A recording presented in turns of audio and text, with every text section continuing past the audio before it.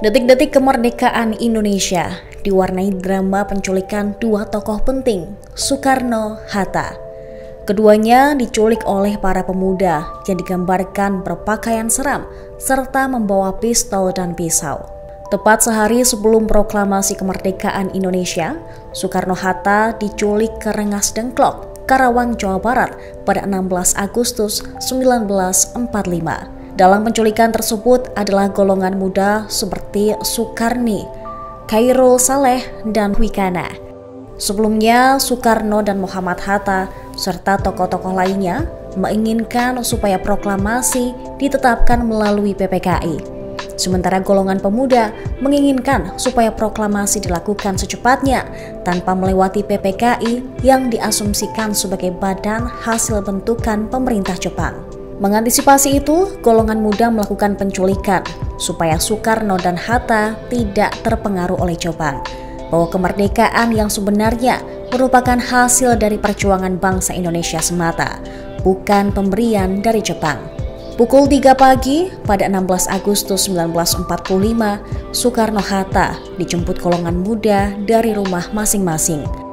Golongan muda membagi dua tugas untuk menjemput Soekarno dan Hatta.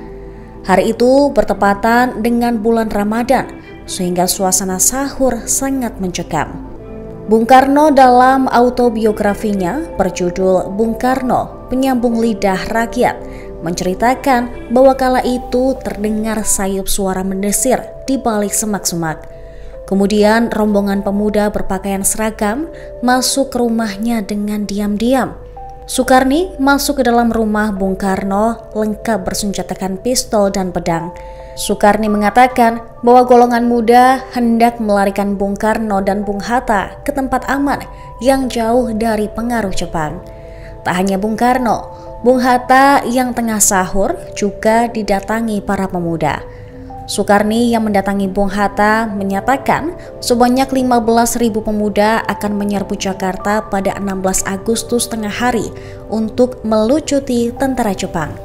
Kata Sukarni, karena itu para pemuda akan membawa Bung Karno dan Bung Hatta ke tempat yang aman guna mempersiapkan proklamasi kemerdekaan.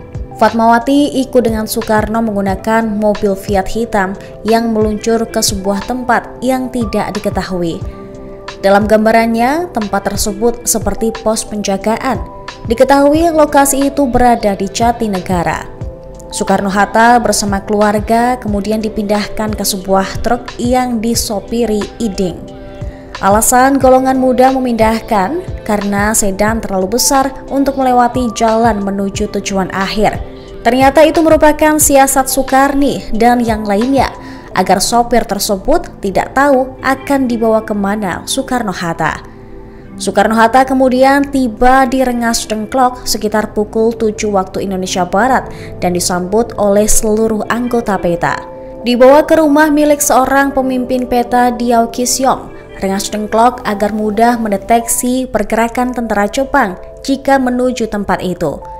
Soekarno dibawa ke sebuah ruangan berlantai papan tanpa meja dan kursi. Hanya ada tikar pandan. Rupanya tempat ini merupakan ruang tidur para prajurit PETA.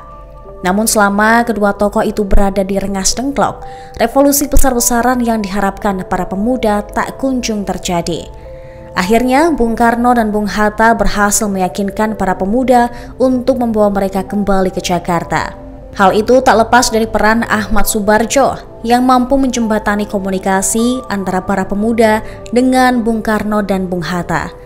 Ahmad Soebardjo lalu membawa kedua pemimpin negara itu menuju rumah Laksamana Maida.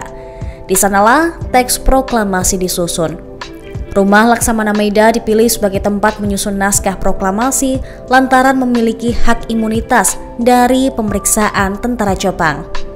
Naskah proklamasi merupakan buah pikir utama tiga tokoh, yakni Bung Hatta, Bung Karno, dan Ahmad Soebardjo.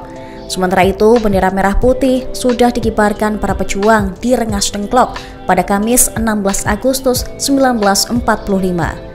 Keesokan harinya, tepat pada 17 Agustus 1945, pukul 10 waktu Indonesia Barat, pernyataan proklamasi dikumandangkan oleh kedua proklamator, Soekarno-Hatta. Terima kasih sudah nonton. Jangan lupa like, subscribe, dan share ya.